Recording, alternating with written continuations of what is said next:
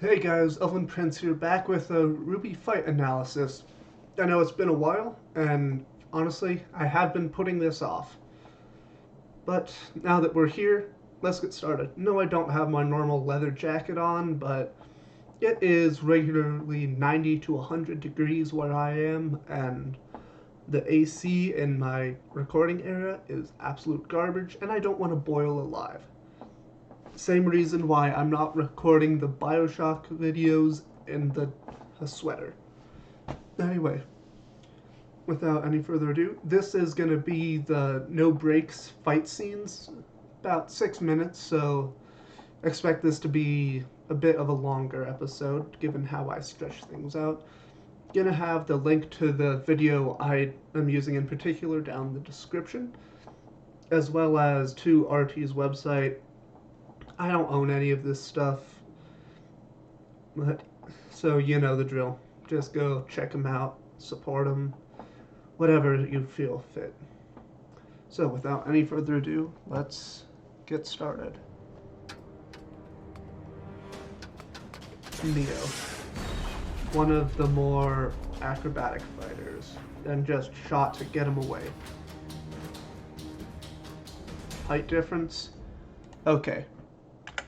So just with fighting in general, fighting someone that short is annoying. Mainly because, one, if they manage to get in close, there's smaller room for you to actually be able to hit them with anything more than grappling. So, I think Neo's like, what, 4'11"?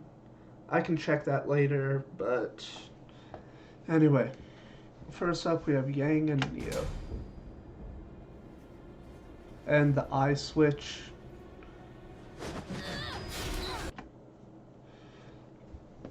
This is really fun because we're more or less in Yang's perspective, you know. She goes, pulls back, and then next thing you know, she's stumbling around. And this is a perfect time to talk about Neo's weapon. The weapon in particular is named Hush. It is it's a cane sword, basically. We've seen it is more than capable of deflecting shots from high explosive rounds, just having them go around. And it's a long stiletto blade. All in all, beyond the obvious thing of an umbrella reflecting explosive energy and all that, it's not that bad in terms of realism. There's plenty of cane blades around, as you can see, which can either be really ornate or, something as simple as a stick with a blade inside it. Overall, I enjoy the weapon. It's simple and effective. No long-range option, but do you really need that when you have her semblance? And you know my thoughts on Yang's gauntlets. And slowing this down a bit, just so we can get a better view of all of this. Pull back. All in all, the hits aren't haymakers like, what you would normally expect to see someone dodging like that. They're closer, not going too wild. The kick, maybe not the greatest form, but, it's all good. And, Neo's just ducking, dodging, weaving, pulling her in. And now we have a reflection of her punches, just blocking using the umbrella as a reinforcement. And then why can't I think of the word? Crescent kick, right across, laying Yang out. Here, this is really all we need to know about Neo's fighting style. It is evade, wait for an opening, and when you do have an opening, take them out in a single hit, which is a good foil for Yang's. If there isn't an opening, I'll make one just by breaking through a brick wall. Neo, she likes to cut out a single brick and then slowly build out from there. And here, the first brick fell. Flip. Don't fully understand the reasoning for that other than it looks cool. And let's get back up to full speed because it looks even better there. And I need to go back down to half speed so I can actually comment on this. Looks like this is where we'll be staying for the rest of the video. At least here. So, goes in for a punch, rooftop block, opening her up, and then shifting into a arm bar from the looks of it. Yeah. Arm bar, kick to the face, and jab with the point of the umbrella. Yeah, that'll hurt. Then just straightforward side kick, push her away. And knock her over.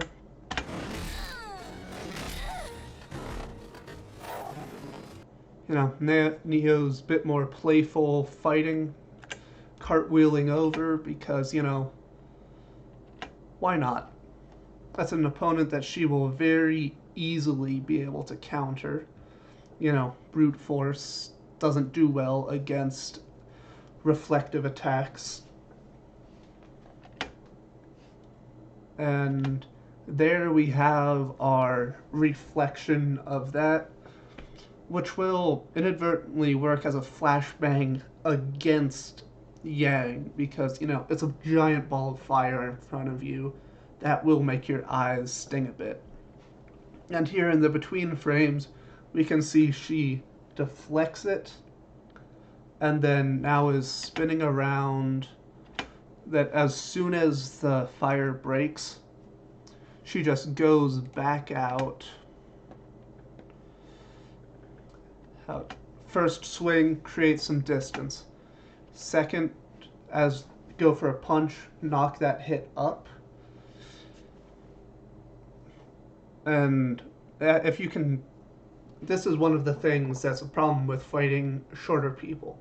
Once they get inside your guard, sort of like with a spear, and you're not properly trained to be able to deal with that.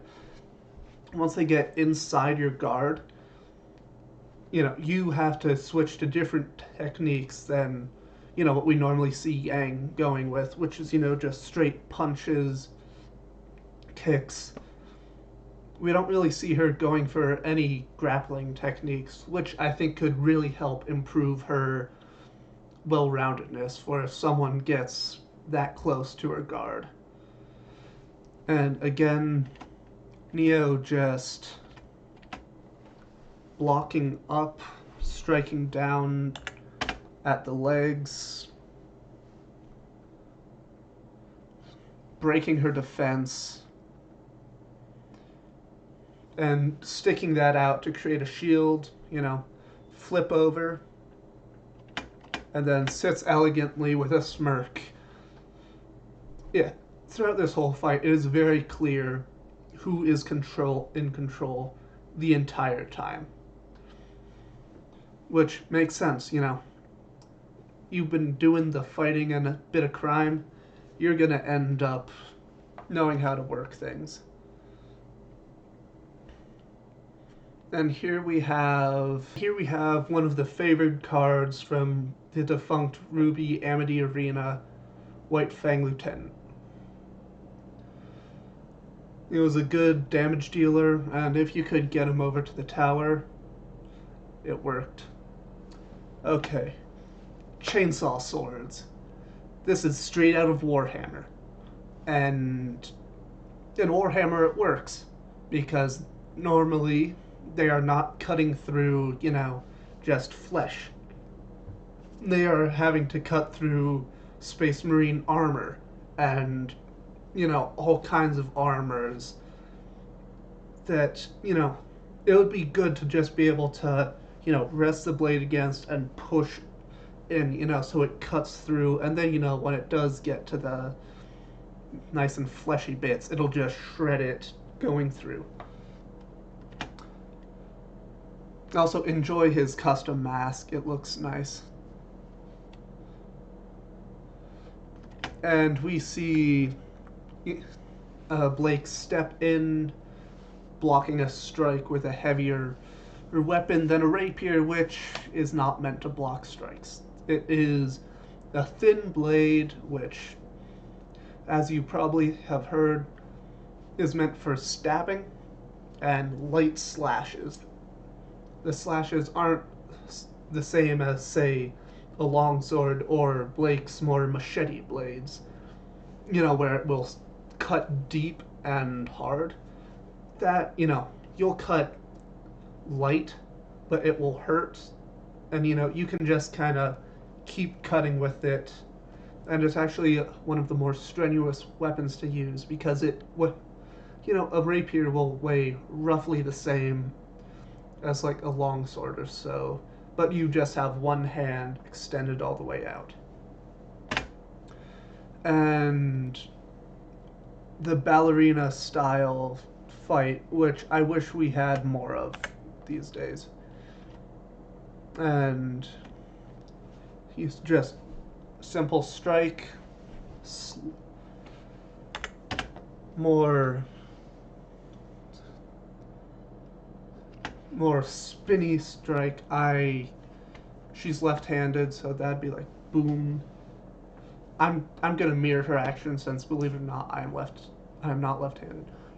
Strike down, and then I haven't seen it, but I'm assuming she is going for a thrust. Yep. And then a upward stab with a pirouette.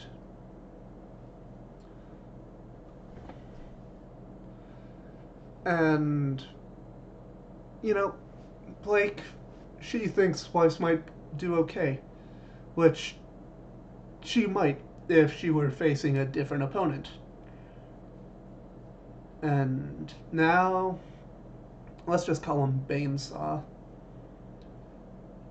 Go into a simple guard and switch to a dust that I can't tell because, we lost the ability to properly see the dust going down the blade. And I think we're into more talkative parts. Hello, kitty cat. You miss me? We really ought to stop meeting like this. People are gonna talk. And this is why I love Torchwick. He's a bit more charismatic, and fun thing, I don't think he ever activated his semblance. He has aura, and, even the amount of that is a bit debatable, but, he is doing this all, like Mercury, without a semblance, which is, honestly, makes him more impressive. And this is the reason why Torchwick lost this fight. Because Blake properly adapted to the situation and started using dust clones more. Torchwick is a heavy hitter, more similar to Yang in fighting style, while Neo is his precision scalpel, removing tiny bits, chipping away at what needs to be removed. Torchwick, sledgehammer. His weapon is called Melodic Cudgel for a reason. It will whack you. And then that hits. And we just saw him go full Scorpion, which hurts. And shooting his flare gun, or Roman candle, we have the uh, stone dust, and cutting. Don't be in the air when you're fighting. It's only really acceptable for Blake because she can make clones to teleport away. Or not teleport, but just like get further away and use those as momentum, which we will comment on when we get to the sea dragon fight because I have words about that. Strikes, dual wielding, 1, 2, I think. Boom. Yeah, 1, 2, spin. That's gonna be strike, and then strike. Here is something that I'm not really a fan of when it comes to how dual wielding is portrayed in media. It's, not striking twice in the same position.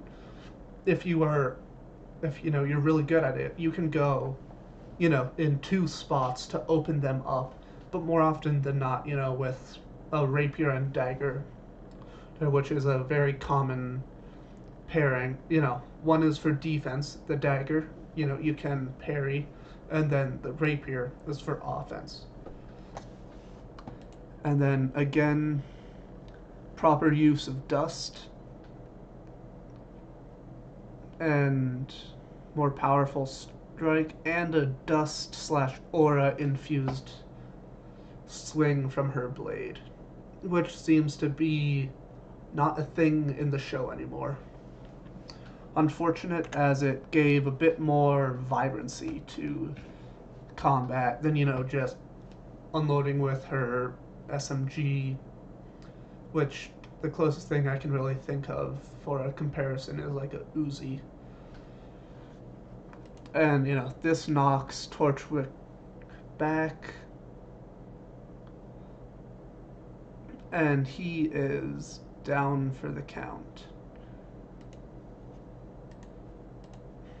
This was the fastest fight, and back when Blake was probably the most proficient of her team. And going back to an attempt of diplomacy.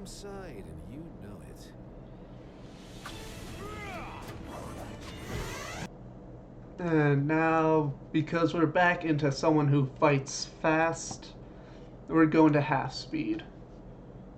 Creating a shield, which breaks, sort of like Quen.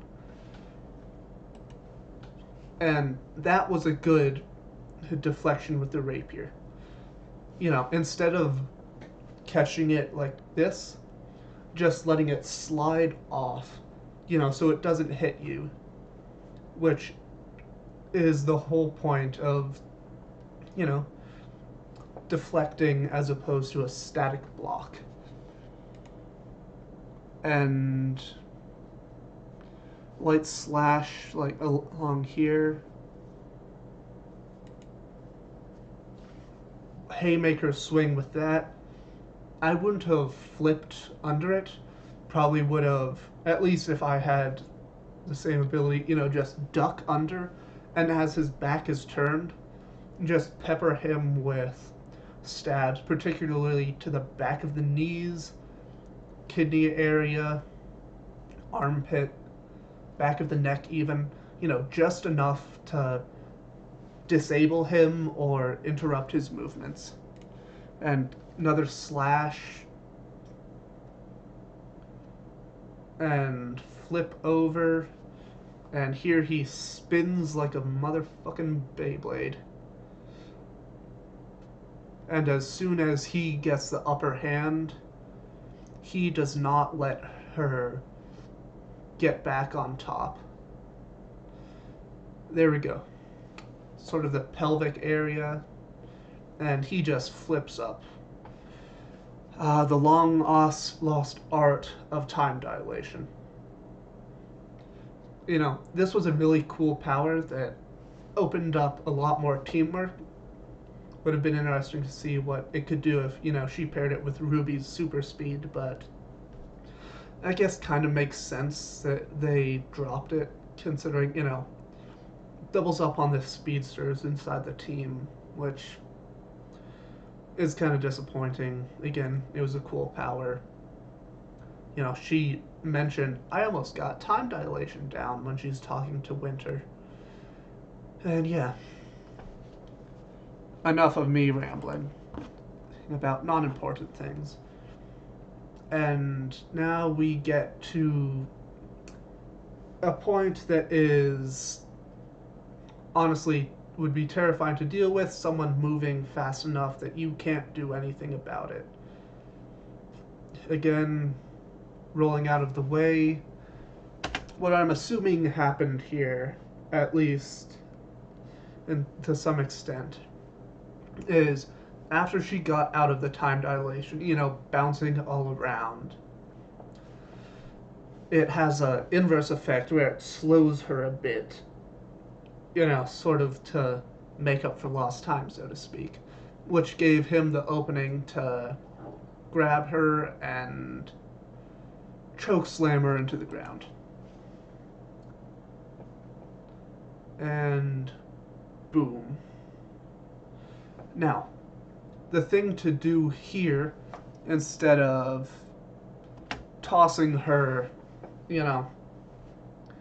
keep her down, rev the chainsaw, and just straight down. Because, how aura works, it's, takes more damage through blunt attacks than precision from what we've seen. Which, actually, now that I think about it, could make the chainsaw work really well. Since it's not, a single attack. It is just a wave of a bunch of tiny cuts, which would eat through someone's aura relatively quickly, I think. So, weapon's not all that bad. Just would have kept her on the ground and then shoves the chainsaw into her, just eating through it, her aura. Though it also could be an option, if you did throw her up, lose her mobility that way, assuming she can't bounce around, and then slam her into the ground, follow that up with the pinning strike. And we're right where we left off with not Blake and Torchwick, Yang and Neo. And as she goes up, she should be a bit more cautious, considering all that's happened.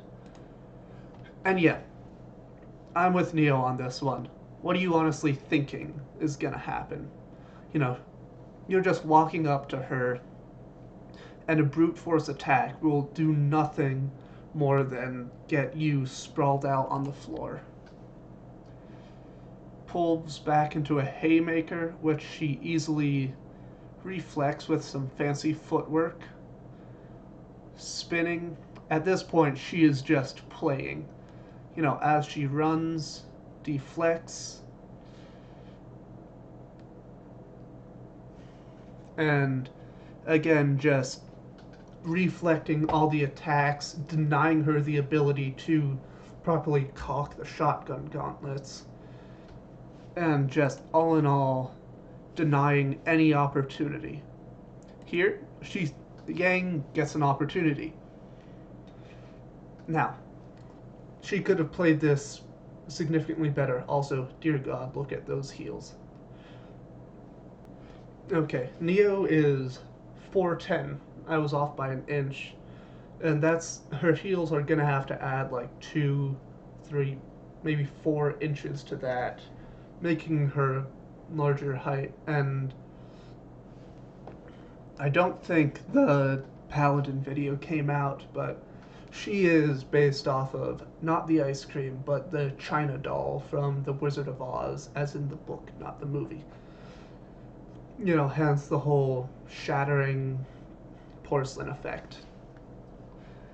But with this, Yang, instead of what she does, which is throwing her, again, what she should have done, keep hold of her leg and then pull in, push down, which she probably could have gotten out of, but it gave one, it keeps you directly attached to her, which seems to be a large problem, when you're fighting someone who is larger and stronger than you.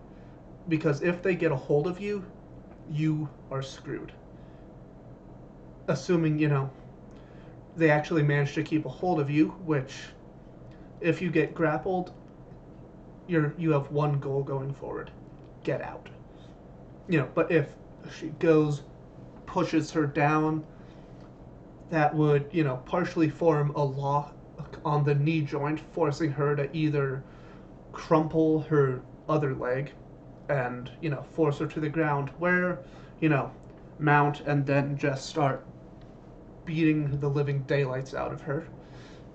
Or, just haven't seen these work or ever used, just chokehold and then knock her out of the fight. But no, she threw her, which resulted in Neo going right back to where she was. And spin around, bar out the arm, throw her up into the ceiling, which is what Yang tried to do. And here we see a slightly sadistic streak in Neo. Going back to Torchwick. I forgot how jump cutty this fight was. Still feisty. So, what are we gonna do now? Do you really think a little bow on top is gonna... Using a form of sword fighting. Again, Japanese sword fighting is not my specialty. I have always ended up gravitating more towards Western styles. But here we see her use more of a Aido style. I believe that's what it is. It's the draw series of cuts and then you put the blade back. And here it is honestly fun just seeing, the fight get so quickly turned on its head. We hear the portal noises and then strike up,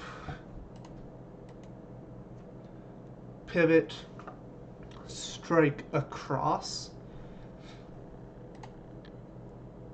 and again it's the after the strikes quick sheath, similar to a certain Brazilian individual.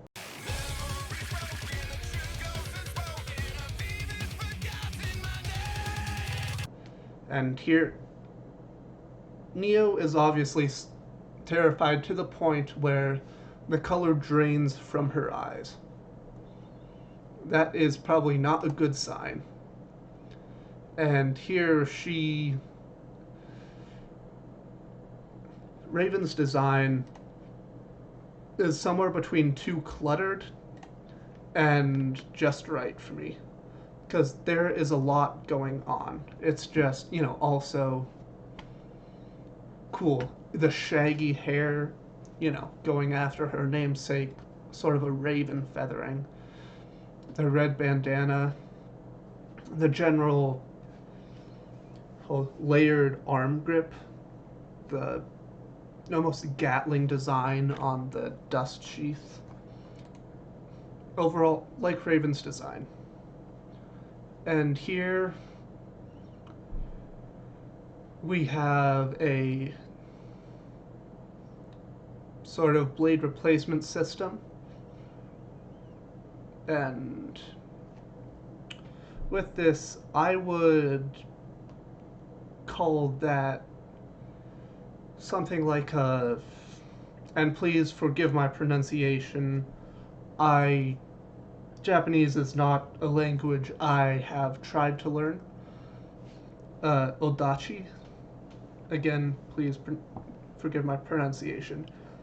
Average blade is about 90 centimeters, which that's long, about the size of a Zweihander or a Claymore, something I'm a bit more used to. And, they can be around, I'd say like 5-ish pounds.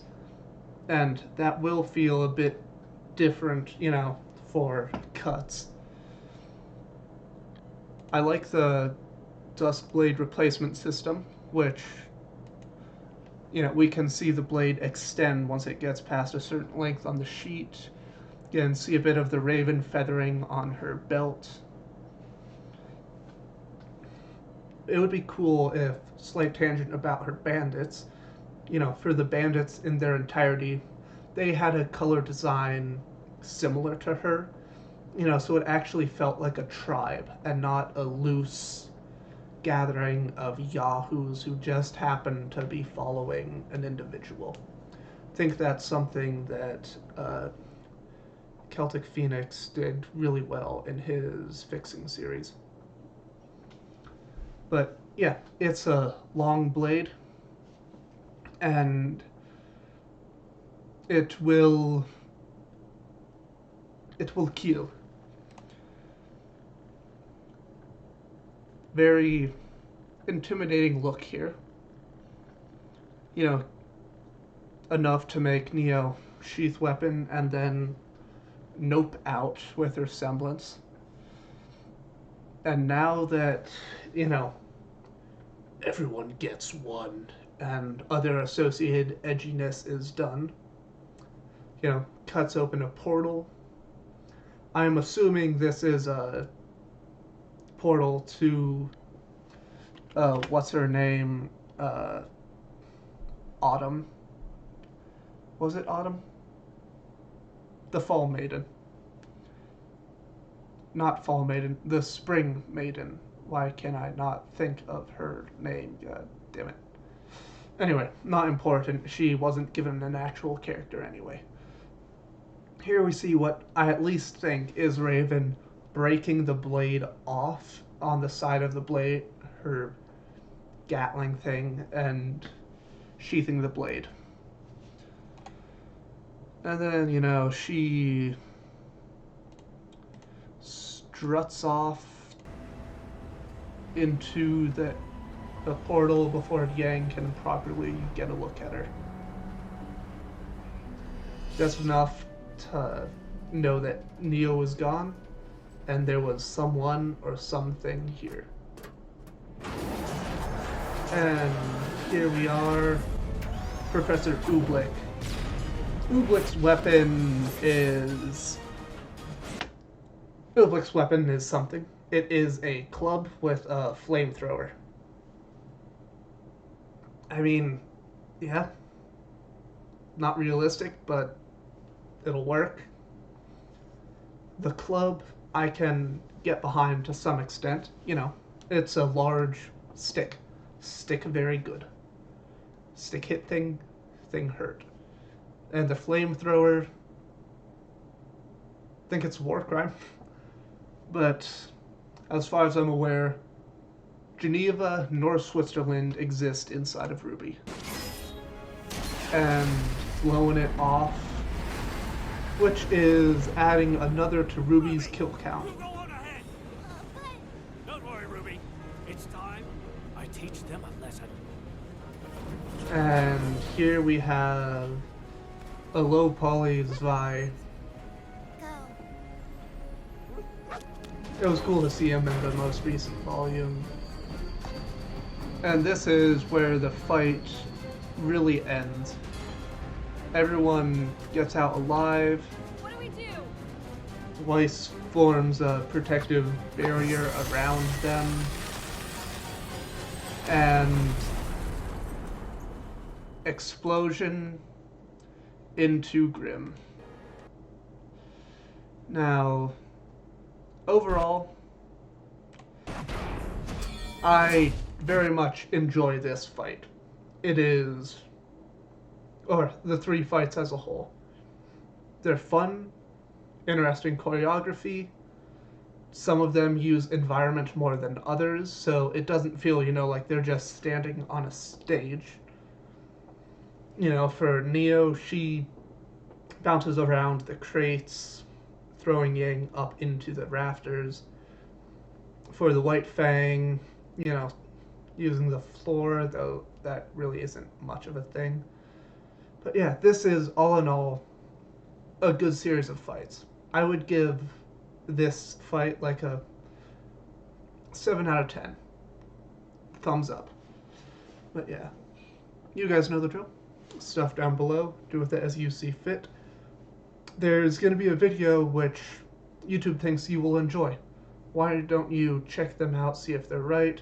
Playlist for the rest of the RWBY fight analysis. And until next time, this is Elvin Prince, signing out.